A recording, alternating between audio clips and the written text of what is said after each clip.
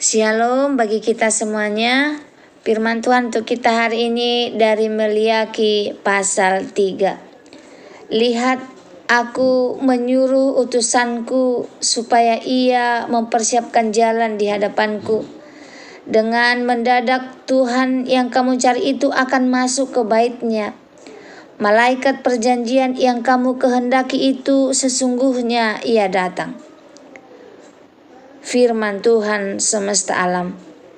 Siapakah yang dapat tahan akan hari kedatangannya? Dan siapakah yang dapat tetap berdiri apabila ia menampakkan diri? Sebab ia seperti api tukang pemurni logam dan seperti sabun tukang penatu. Ia akan duduk seperti orang yang memurnikan dan mentahirkan perak. Dan ia mentahirkan orang Lewi, menyucikan mereka seperti emas dan seperti perak, supaya mereka menjadi orang-orang yang mempersembahkan korban yang benar kepada Tuhan. Maka persembahan Yehuda dan Yerusalem akan menyenangkan hati Tuhan, seperti pada hari-hari dahulu kala dan seperti tahun-tahun yang sudah-sudah. Aku akan mendekati kamu untuk menghakimi dan akan segera menjadi saksi terhadap tukang-tukang sihir, orang-orang berzina, dan orang-orang yang bersumpah dusta, dan terhadap orang-orang yang menindas, orang upahan, janda dan anak piatu, dan yang mendesak ke samping orang asing dengan tidak takut kepadaku, firman Tuhan semesta alam. Pembayaran persembahan persepuluhan menyenangkan hati Tuhan. Bahwasannya aku Tuhan tidak berubah, dan kamu Bani Yakub tidak akan lenyap. Sejak zaman nenek moyangmu kamu telah menyimpang dari ketetapanku dan tidak memeliharanya. Kembalilah kepadaku, maka aku akan kembali kepadamu, firman Tuhan semesta alam. Tetapi kamu berkata, dengan cara bagaimanakah kami harus kembali? Bolehkah manusia menipu Allah, namun kamu menipu aku? Tetapi kamu berkata, dengan cara bagaimanakah kami menipu engkau? Mengenai persembahan persepuluhan dan persembahan khusus, kamu telah kena kutuk. Tetapi kamu masih menipu aku, ya kamu seluruh bangsa. Bawalah seluruh persembahan persepuluhan itu ke dalam rumah perbendaharaan, supaya ada persediaan makanan di rumahku, dan ujilah aku, firman Tuhan semesta alam. Apakah aku tidak membukakan bagimu tingkap-tingkap langit dan mencurahkan berkat kepadamu sampai berkelimpahan?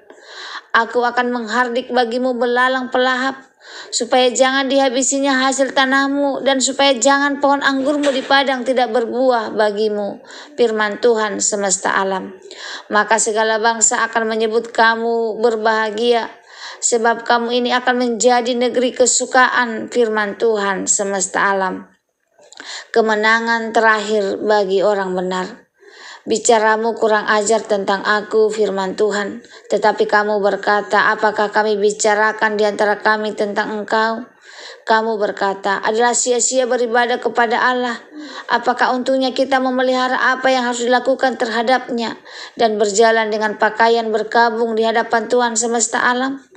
Oleh sebab itu kita ini menyebut berbahagia orang-orang yang gegabah.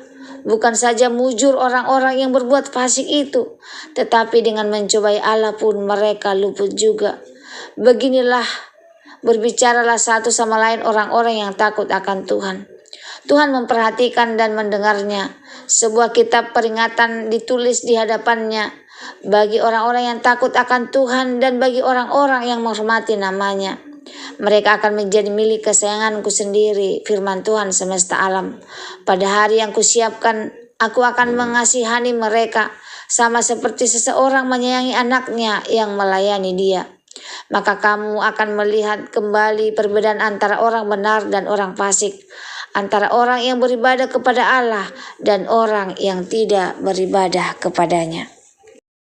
Penjelasan dan renungan dari Maliaki pasal 3 ayat 1 sampai 18. Ayat 1-4 kedatangan Tuhan dan penyucian. Allah berfirman bahwa Ia akan mengutus seorang utusan untuk mempersiapkan jalan baginya. Ini secara nubuatan mengacu pada Yohanes Pembaptis yang mempersiapkan jalan bagi Yesus Kristus. Ia seperti api, tukang pemurni logam, dan sabun, tukang penatu, menunjuk pada pemurnian rohani, khususnya bagi para imam Lewi. Tuhan akan menyucikan umatnya bukan hanya secara lahiriah, tetapi secara batiniah dan ibadah yang murni. Ayat 5, penghakiman atas kejahatan.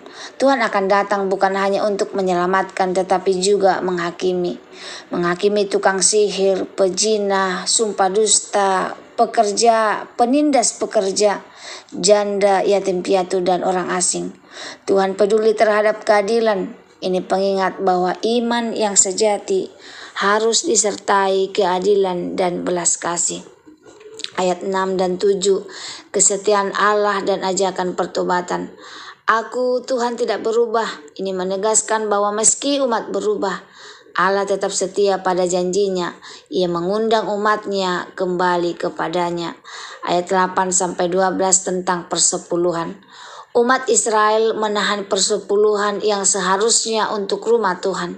Ini disebut sebagai menipu Allah. Ujilah aku.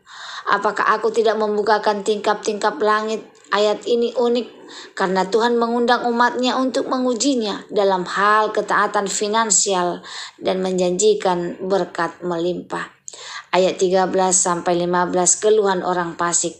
Ada orang yang berkata sia-sia beribadah. Mereka melihat orang fasik tampak berhasil dan luput dari hukuman.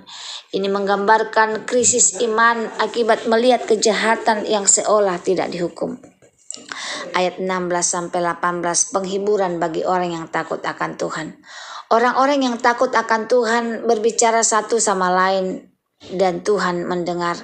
Sebab sebuah kitab peringatan ditulis, ini menunjukkan bahwa setiap kesetiaan dan ibadah yang tulus tidak ada yang sia-sia di mata Tuhan. Akhirnya akan nyata perbedaan antara orang fasik dan orang benar, antara yang sungguh-sungguh melayani dan tidak. Renungannya untuk kita hari ini, Tuhan tidak berubah. Dalam dunia yang terus berubah, Tuhan tetap sama. Kasih, keadilan, dan kesetiaannya tidak pernah goyah. Ini memberikan kita pengharapan yang teguh di tengah kekacauan zaman. Penyucian itu menyakitkan tapi perlu. Tuhan bekerja seperti api pemurnian, membakar yang najis dan menyisakan yang murni. Jika kita sedang dalam proses pemurnian, jangan putus asa. Itu tandanya Tuhan sedang memurnikan iman dan karakter kita.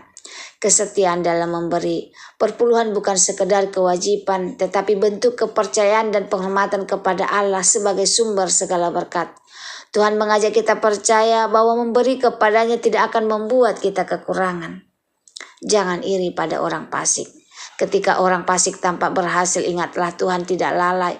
Akan tiba waktunya perbedaan antara yang taat dan yang fasik akan menjadi nyata. Yang terakhir, Tuhan ingat mereka yang takut akan Dia. Tuhan mencatat nama orang yang setia dan menghormatinya. Dalam kitab peringatan, kesetiaanmu mungkin tidak dilihat manusia, tapi diperhatikan dan dihargai oleh Tuhan. Semoga firman Tuhan hari ini menjadi berkat bagi kita. Terima kasih, Tuhan Yesus memberkati. Shalom.